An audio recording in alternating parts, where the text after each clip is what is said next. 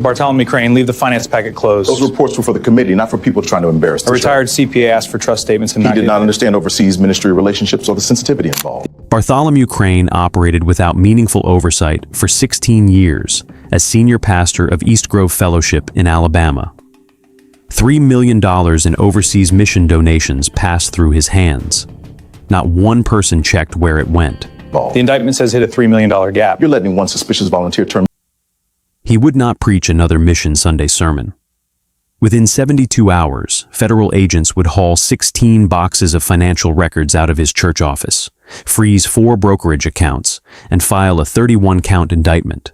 16 years in the pulpit, 2,200 people in the pews every Sunday, $3 million in designated mission donations that never reached a single mission. The chart the forensic accountant produced at indictment showed all of it in a single line, and that line was the case. Before we go any further, I want you to sit with a number for a second. $3 million. That is how much money donors at this church gave specifically for overseas mission work. Every dollar of it designated, every dollar of it tracked, and every dollar of it eventually gone.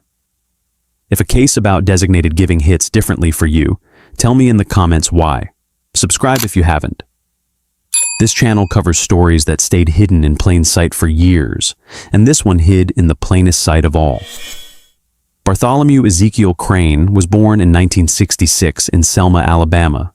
His father worked as a maintenance foreman at a paper mill outside Montgomery and drove the same brown pickup truck to the same job for 29 years. His mother ran the Sunday school program at First Bethel AME, sewed the choir robes by hand, and kept a hymnal on her kitchen counter that had once belonged to her father, a country preacher outside Marion. Church was not a compartment of the Crane household. Church was the load-bearing wall of it. Wednesday dinners were served after choir practice. Saturday mornings meant chair setup in the fellowship hall. Sundays ran from before sunrise to well after dark. He preached his first sermon at 15, a youth revival at First Bethel, where he read from Isaiah and spoke for exactly 11 minutes before running out of prepared material. The pastor told his mother afterward that the boy had the voice for it. That phrase followed Bartholomew Crane for the rest of his life, and by the time he was 30, he had begun to believe it belonged to him.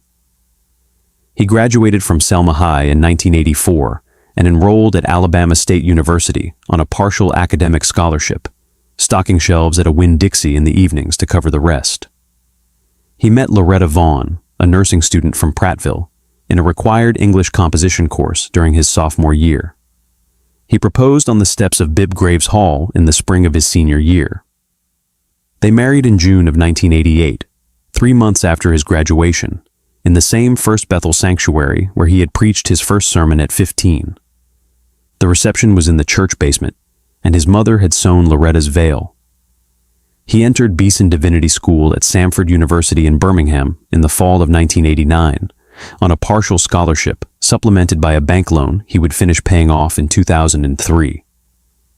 His seminary evaluations described him as an unusually gifted communicator with instinctive command of a room and steady pastoral bearing beyond his years.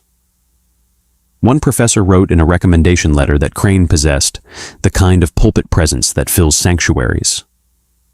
Another wrote that he was a young man to watch. Those letters would eventually be printed and framed in Loretta's home office. His first pastorate came in 1993 at Bethany Christian Assembly in Anniston, Alabama, a congregation of roughly 250.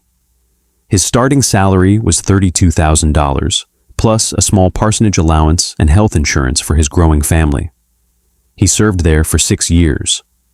Under his leadership, the church grew from 250 to nearly 700 weekly attendees. He and Loretta had 2 children during those Anniston years, a daughter named Cadence in 1994, and a son named Josiah in 1997.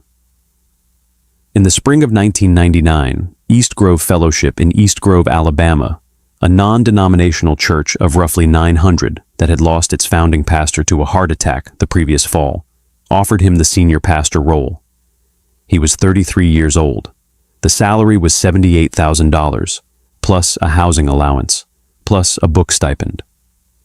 The Elder Board's public statement described the hire as a generational calling. Loretta cried when the letter arrived in the mail. Bartholomew Crane did not cry. He read the letter twice, folded it in thirds, and placed it on the kitchen counter next to a coffee mug. East Grove sat on a 14-acre campus off Highway 82, a rambling brick sanctuary with a steel-frame worship center added in the mid-90s, a preschool wing, a gymnasium, a standalone administrative building with dark green shutters. Attendance the year he arrived averaged 940 on Sunday mornings. By his 6th year in the pulpit, it had climbed past 1,600. By year 12, past 2,200. He became a preacher's preacher across the Southeast, invited to speak at pastoral conferences in Nashville, Charlotte, and Dallas. He recorded 3 teaching series that sold moderately well through Christian bookstores. His annual salary by 2018 had climbed to $184,000, plus a housing allowance of $48,000, plus benefits. He should have been the picture of a Christian ministry finishing well. But something had already started to shift inside the account structures he alone had authority to reach. At the center of East Grove's identity was its mission program. The church had partnered with 3 overseas ministries since the late 1990s. One in Accra, Ghana, focused on rural school construction and teacher training. One in the highlands outside San Cristobal de las Casas, Mexico, focused on medical clinics and pastoral education. One in Freetown, Sierra Leone, focused on clean water well drilling and public health education. Framed photographs of the 3 partner sites hung in the atrium off the main sanctuary, updated every 2 years with fresh prints and fresh captions. The program was branded internally as East Grove Global Reach. Every 5th Sunday was designated a Mission Sunday. Crane preached from Matthew 28, or Acts 13, or Isaiah 58. He showed footage from a partner site on the 2 20-foot projection screens above the platform. He read letters from partner pastors aloud, sometimes in their own halting English translations, and sometimes in his own reworded versions when the language was rough. He introduced a target giving number for that Sunday, always framed as a specific project. $5,000 to complete a well outside Freetown. $12,000 to finish a classroom addition outside Accra. $2,800 to buy insulin for the Highland Clinic in Chiapas. Restricted mission donations at East Grove ran between $650,000 and $900,000 per year. Members gave in envelopes marked Missions or through the online portal's designated giving option. The dollars were treated in the church's accounting system as legally restricted funds, meaning they could be used only for the purpose the donor had designated. Any diversion would constitute a violation of donor intent and, depending on the mechanism, a federal crime. The flow of the money was structured to be simple and, on paper, accountable. Restricted donations landed in a dedicated East Grove Global Reach account at Alabama Southern Trust. Disbursements to the 3 partner ministries were authorized by Crane as senior pastor, countersigned by the church treasurer, a woman named Yolanda Briggs who had held the volunteer role for 11 years and who had never once questioned a Crane signature. A lay finance committee of 5 members reviewed quarterly summary reports that Crane prepared in collaboration with the office administrator, a woman named Priscilla Youngblood, who had worked for him since Anniston. The committee's oversight was real, but it was shallow. They did not audit the trust Crane would eventually create in 2019. They did not confirm the disbursements against partner ministry bank statements. They did not visit the partner sites in person. They trusted the reports, and they trusted the man reading them at the pulpit. That trust was the entire architecture of the mission program. It was the load-bearing wall of every dollar that moved. And it was about to be tested, though no one in the room that Wednesday morning knew it yet. The scheme began in the spring of 2019. In April of that year, Bartholomew Crane registered a private trust with the Alabama Secretary of State's office under the name East Grove Missions Consolidation Trust. The registration paperwork listed the trust as a religious purpose entity, organized in a state whose religious organization disclosure rules exempted it from most public reporting requirements. Crane was named as sole trustee. The trust's stated purpose, per the registration, was to streamline and consolidate international ministry disbursements on behalf of donor-restricted funds. It was language he had drafted himself over 2 evenings at his desk at home, working from a template he had adapted from a national parachurch example he found online. He presented the trust to the Finance Committee at a meeting on May 14, 2019. The meeting minutes, later subpoenaed and admitted into the federal record, described his explanation this way. Pastor Crane described the proposed vehicle as a consolidation mechanism intended to reduce administrative friction and improve accountability in the disbursement of mission funds. One committee member, a retired auto dealer named Frank Beaumont, asked whether the trust would itself be subject to the committee's review. Crane answered that the trust's activity would be reflected in his quarterly summary reports. The minutes recorded no follow-up question. The first transfer from the church's restricted account into the Consolidation Trust occurred on June 3, 2019. The amount was $140,000. 2 days later, $112,000 moved out of the trust to the 3 overseas partners in the standard historical ratio. The remaining $28,000 moved to a personal brokerage account under Crane's name at a firm in Birmingham. That was the pattern. And from that first entry forward, it escalated. In the second half of 2019, roughly 90 cents of every restricted dollar still reached the partner ministries. By the middle of 2020, that ratio had dropped to 70 cents. By 2021, 50 cents. By 2022, 30 cents.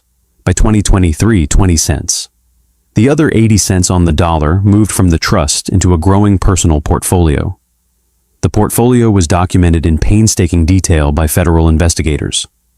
A 4-bedroom lake house on Lake Martin, purchased in September 2020 for $678,000, cash. A condominium in Destin, Florida, purchased in March 2021 for $442,000, cash. A Mercedes GLS 580, purchased in October 2021, $109,000, cash. A Range Rover Sport, purchased in May 2022, $94,000, cash. Private school tuition at the Blythefield Academy for his 2 grandchildren, $148,000 across 3 academic years, paid in wire transfers directly from the trust. Every purchase was structured to avoid appearing on the church's books. Every transfer routed through the Consolidation Trust first. Every dollar had originated in an envelope marked missions or in a designated online gift. The signs were there. He drove different vehicles to church, though he was careful to alternate. He took longer vacations. He began wearing bespoke suits from a tailor in Atlanta named Preston Merritt. Congregants noticed. Some praised the pastor's success. Some assumed a family inheritance had come through. One elder mentioned to another, over coffee at a Panera off the highway, that Bart seemed to be doing well for himself. No one asked the question that would have unraveled it, because underneath the lifestyle, the theater continued. Every 5th Sunday, a mission Sunday. Every mission Sunday, footage from Accra, or San Cristobal, or Freetown.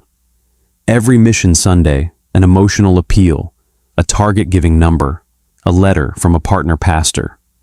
The people in the pews wrote checks. The checks went into the restricted account. The restricted account transferred to the Consolidation Trust, and the Consolidation Trust distributed 20 cents of every dollar to the missions the congregation believed they were fully funding.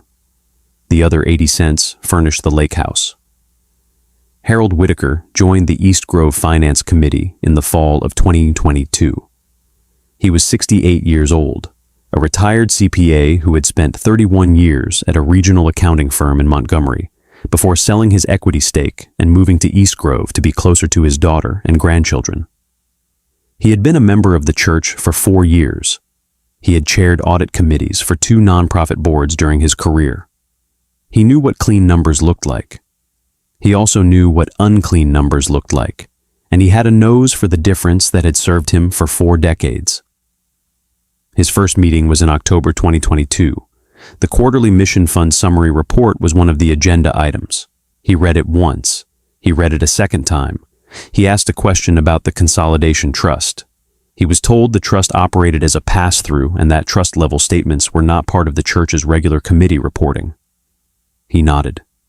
He wrote down the answer in a small black notebook he carried in his jacket pocket. He did not press. At the January 2023 meeting, he asked again. He phrased the request as routine due diligence. He said he wanted to see a trust-level statement of activity for the previous 12 months. Crane told him the trust records were kept separately by outside counsel and that pulling them together would take some time. Whitaker nodded. He waited. He asked again in April. He asked again in July.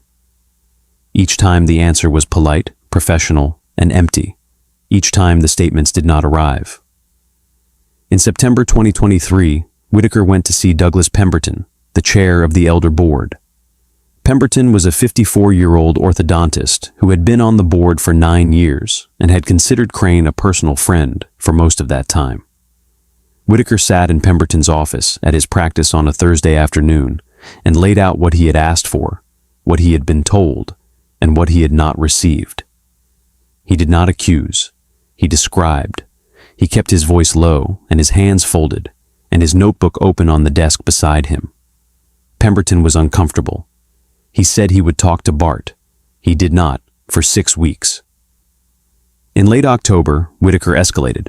He sent a memorandum to the full Elder Board, 12 pages long, laying out 4 years of unanswered requests for trust-level financial statements and identifying the specific accounting standards that would ordinarily require such disclosure. He copied the church's outside legal counsel. He requested that the matter be placed on the board's next regular agenda. The board met on November 6, 2023. Crane was not present. The board voted 6-2 to retain an independent forensic accountant. The 2 dissenting votes came from board members who had known Crane the longest, and both of them would resign from the board within 4 months. The forensic accountant they retained was Marissa Delacroix, a former IRS Criminal Investigation Division agent who had gone into private practice a decade earlier and specialized in nonprofit and religious organization fraud. She began her work on November 20th, 2023. She was given full access to the church's restricted account records and instructed to pursue the trail wherever it led. Marissa Delacroix worked through the Thanksgiving weekend of 2023 in a windowless conference room at Douglas Pemberton's orthodontia practice, a room the staff had cleared for her use because the church campus itself was compromised as a workspace. She began with what she had, the church's restricted account statements going back 5 years, and worked outward from there. What she pieced together across the next 8 weeks would form the backbone of the federal indictment. The reconstruction proceeded in 3 phases. First, she documented every restricted mission donation deposited into the East Grove Global Reach account between January 2019 and October 2023. Total inflow across the 5-year period, $3,812,000, averaging $762,000 annually. Second, she subpoenaed the bank records of the Consolidation Trust through a state court order the Elder Board had obtained. Every dollar in, every dollar out, 5 years of monthly statements. Third, she requested, through the church's counsel, bank records from the 3 overseas partner ministries covering the same 5-year period. 2 of the 3 cooperated. The third she obtained through a formal request to the Ghanaian partner's Alabama-based fiscal sponsor. The 3 data streams told the story. Restricted donations into the church account had run steadily between $650,000 and $900,000 annually. Transfers from the church account into the Consolidation Trust had matched that total almost exactly, month by month, dollar by dollar. Transfers from the Consolidation Trust to the 3 partner ministries had collapsed. $689,000 dispersed in 2019. $462,000 dispersed in 2020, $294,000 in 2021, $158,000 in 2022, $91,000 in the first 10 months of 2023.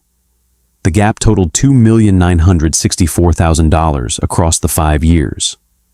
every dollar of it traceable. Every dollar of it deposited eventually into accounts, properties, or purchases held in the name of Bartholomew Crane, or his wife Loretta, or their 2 adult children. Delacroix produced a single summary chart. The horizontal axis ran from January 2019 to December 2023. 2 lines ran across the chart. The blue line represented restricted donations received by the church. The red line represented partner ministry disbursements actually made. In January 2019, the 2 lines nearly touched. By December 2023, they were separated by a chasm that widened every quarter, and the widening was steepest in the final 18 months.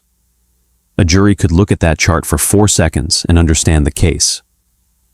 That chart went to the Elder Board on January 24, 2024. It went to the FBI Birmingham field office on January 30th. A federal grand jury convened in February. The indictment was returned on April 11, 2024. 31 counts. Wire fraud under 18 U.S.C. Section 1343. Mail fraud under 18 U.S.C. Section 1341. Money laundering under 18 U.S.C. Section 1956. Theft from a non-profit organization receiving federal funds. Special Agent Terrence Boyle of the FBI's Birmingham field office would testify at the grand jury that the evidence in the case was, in his phrasing, as clean a paper trail as he had seen in 22 years on the job. The morning of Wednesday, April 17th, 2024. Bartholomew Crane arrived at the East Grove Fellowship Administrative Building at 7:42 a.m.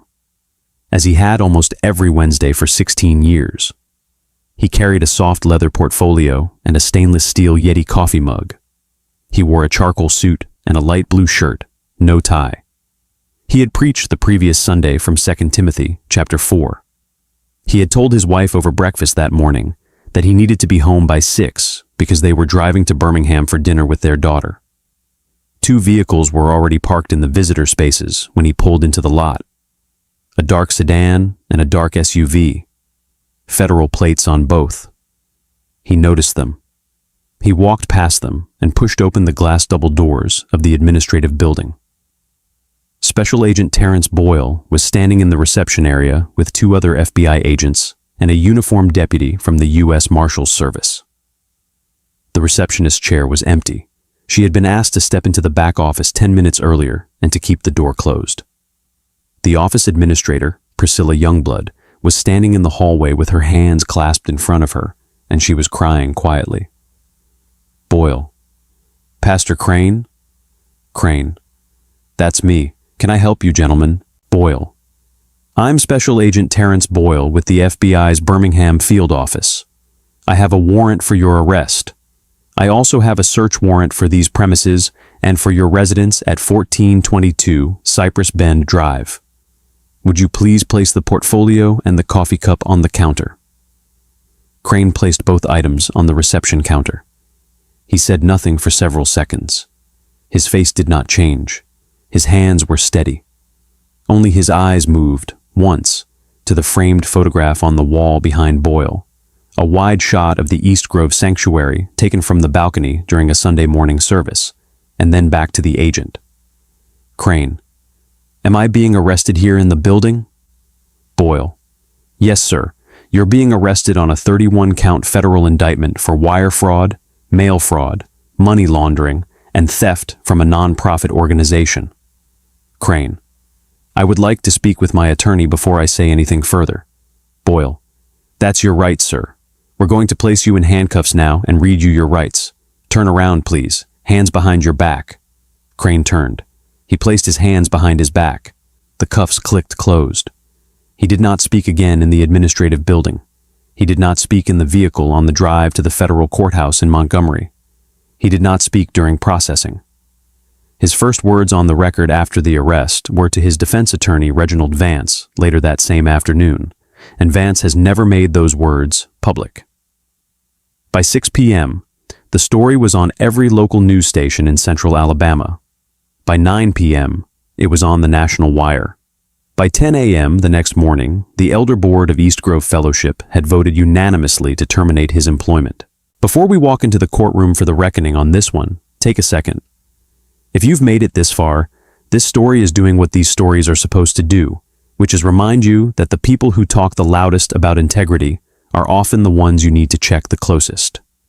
Subscribe if you appreciate accountability journalism that names the people, tracks the dollars, and refuses to look away. We publish new cases every week, and this one is not the worst thing you'll see this month.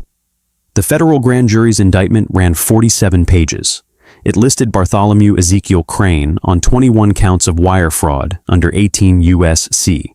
Section 1343, 6 counts of mail fraud under 18 U.S.C. Section 1341, 3 counts of money laundering under 18 U.S.C. Section 1956, and 1 count of theft from a nonprofit organization receiving federal funds. Combined maximum statutory exposure exceeded 300 years. Realistic federal sentencing guideline exposure, based on the loss amount and the enhancements the government would seek for abuse of a position of trust and sophisticated means, ran in the range of 15 to 20 years in federal prison. The case as of this recording is pending trial in the U.S. District Court for the Middle District of Alabama, the Honorable Warren Culpepper presiding.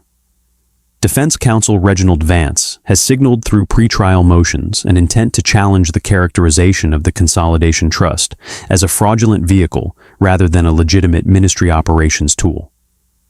The government's position is that the trust's 5-year record of pass-through activity into personal accounts speaks for itself, without need for expert interpretation. The forensic chart Marissa Delacroix produced has been marked as Government's Exhibit 4A. Assistant U.S. Attorney April Kensington, prosecuting the case on behalf of the United States, told the grand jury during